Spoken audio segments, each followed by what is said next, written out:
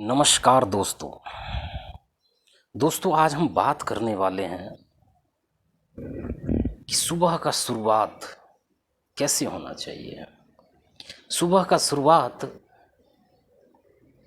अगर अच्छे से हो जाए तो हमारी पूरी दिन अच्छे से गुजर जाता है।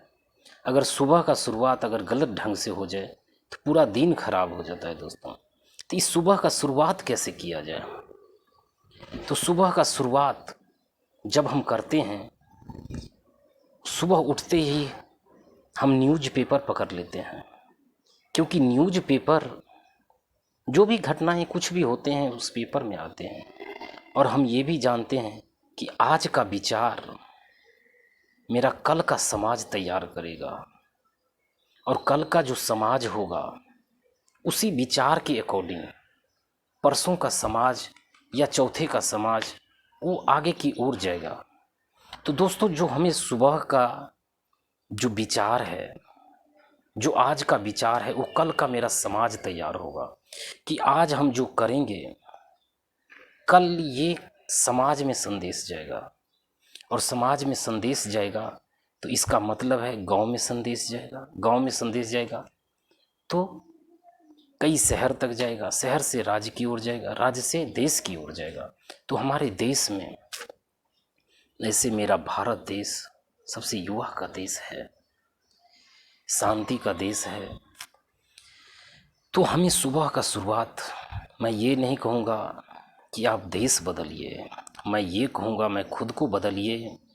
जब हम खुद बदलेंगे तो मेरे बच्चे में भी कुछ परिवर्तन आएंगे, और जब बच्चे में परिवर्तन आएंगे तो उसके साथ जो खेलने वाले बच्चे हैं उसमें भी परिवर्तन बहुत आएंगे। अगर उसमें परिवर्तन आएंगे तो उस समाज में परिवर्तन आना असंभव नहीं है, संभव है, 100% संभव है। तो हमारा आज का ही विचार कल का समाज बनेगा। तो सुबह की शुरुआत, सुबह उठते ही आप कुछ सबसे पहले तो अपने शरीर का ध्यान रखिए। और शरीर का ध्यान कैसे रखा जाए? तो शरीर का ध्यान, सुबह उठते ही चाय मत लीजिए। चाय की जगह पे आप 2 गिलास सुसुम या गर्म पानी, गुनगुने पानी, वार्म वाटर ले सकते हैं। वार्म वाटर पीने के बाद 10 या आधा घंटा के बाद आप वॉशरूम जाए, आपका पेट बिल्कुल साफ़ हो जाएगा। क्योंकि आज जो 50% है लोग कॉन्स्टिपेशन का है, कॉन्स्टिपेशन से ग्रसित है। तो कॉन्स्टिपेशन भी आज बहुत बड़ी समस्या हो गई है। तो कॉन्स्टिपेशन के लिए हमें सुबह गर्म पानी लीजिए 2 गिलास, उसके बाद 10 मिनट 15 मिनट के बाद वॉशरूम जाइए, आपका पेट बिल्कुल साफ़ होगा। आप रेगुलर करिए, 5 से 7 दिन करिए। देखिए, एक दिन करने से कुछ होता नहीं है। एक दिन करने से आप चाहेंगे जो हमारा कॉन्स्टिपेशन सही हो जाएगा, ये बिल्कुल नहीं होगा दोस्तों। 5-7 रोज़ आप करिए, आपका अनुभव, और आप अपने आप को पहले से बेहतर समझेंगे। उसके बाद दोस्तों कुछ एक्सरसाइज करिए। एक्सरसाइज भी बहुत अच्छा होता है अपने डाइजेस्टिव सिस्टम के लिए। तो अगर हम कुछ एक्सरसाइज करेंगे, बॉडी तो फिट रहेगा ही, स्वस्थ रहेगा ही, उसके साथ साथ हमारा जो मेडिटेशन ध्यान है वो किसी के काम के प्रति ज़्यादा एकाग्र होगा, ज़्यादा एक्टिव रहेगा। हम अपने आप को पहले से बेहतर समझेंगे, एक्टिव समझेंगे, ऊर्जावान समझेंगे।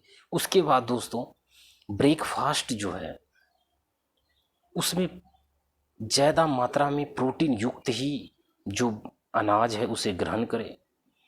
बाज़ार के ज़्यादा चीज़ को अवॉइड करें, क्योंकि घर का सामान बना हुआ थोड़ा हेल्दी होता है, और जो हम बनाते हैं कुछ शहर से लाते हैं तो अच्छा देख के लाते हैं। तो इसीलिए घर का खाना खाइए। उसके बाद अपना दिन का शुरुआत करिए, और दिन का शुरुआत करने के साथ साथ अपने शरीर का, हेल्थ का ध्यान रखिए। दोस्तों, मैं इसी तरह का वीडियो मैं लाते रहता हूँ बीच में, मोटिवेशनल, और ऐसे बताते रहता हूँ कि अपने हेल्थ के बारे में, डाइट के बारे में, दिनचर्या के बारे में कैसे रहें।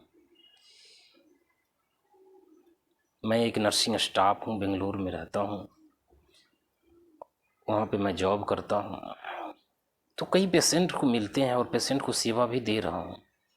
तो चाहता हूँ कि इस सेवा के साथ साथ ऑफलाइन तो कुछ नहीं कर सकते, लेकिन ऑनलाइन हम समाज के बीच जा सकते हैं, शहर के बीच जा सकते हैं। आजकल स्मार्टफोन किसके पास नहीं है, सबके पास में है।